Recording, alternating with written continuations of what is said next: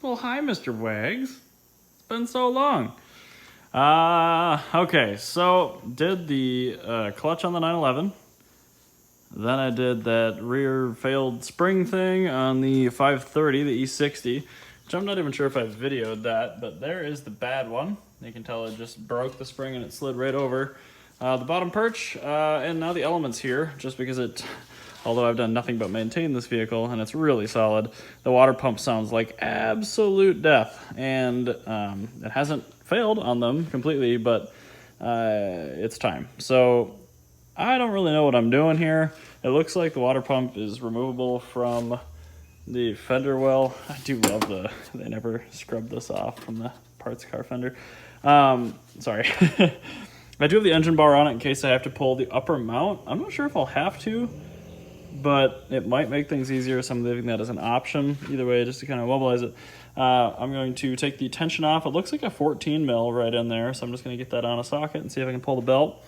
If I can, that'll be great. I'm going to bring it back up into the air and see if I can get a socket, maybe some extensions, and just pull the water pump without dropping the engine a little bit. But I think what I'm going to end up having to do is pull the entire upper mount off, which is just, looks like 2 nuts and a bolt. And then that'll let me drop the passenger side of the engine a little bit and then get better access to the water pump.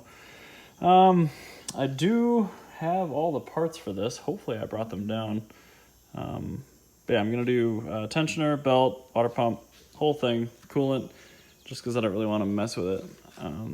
But yeah, that's what I'm doing on Father's Day before I have to go to a family event. Learning experience with the Element. This is like the worst vehicle in the entire fleet of BMWs, Ferraris, Porsches, everything to work on. I don't know why it just isn't good to work on. So your mileage may vary. I love the engine. Really, really good vehicle. But man, working on these just sucks. So actually, I'm going to turn on the light here. So there's our pump.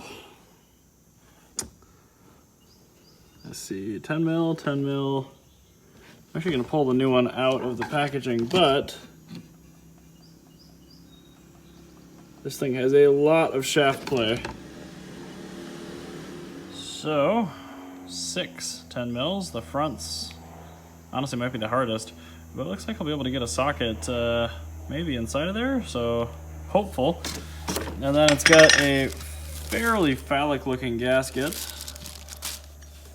which hopefully I can RTV enough to kind of just sit in there while I install it. I don't want that to leak, but yep, I'm pretty sure that's our culprit. So this is a Beck Arnley. I think it is an OE pump, but either way, it should be of good enough quality. And of course, all the other fancy stuff. So I got premix, correct Honda coolant. There's the belt for it, 7PK 1760, and belt tensioner, which the tensioner on actually feels good, so I'll probably just swap the wheel.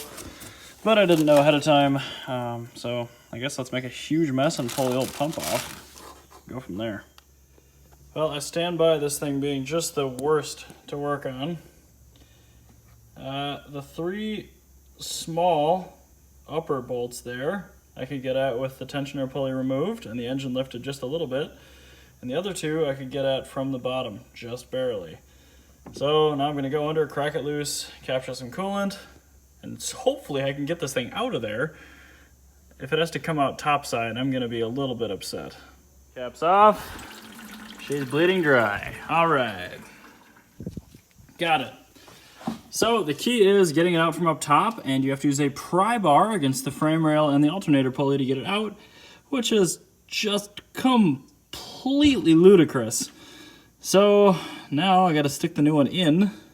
Sorry, my videography is really terrible. Now I got to stick the new one in after I clean up that mating surface a little bit. I hope that gasket stays in place. This is really not ideal.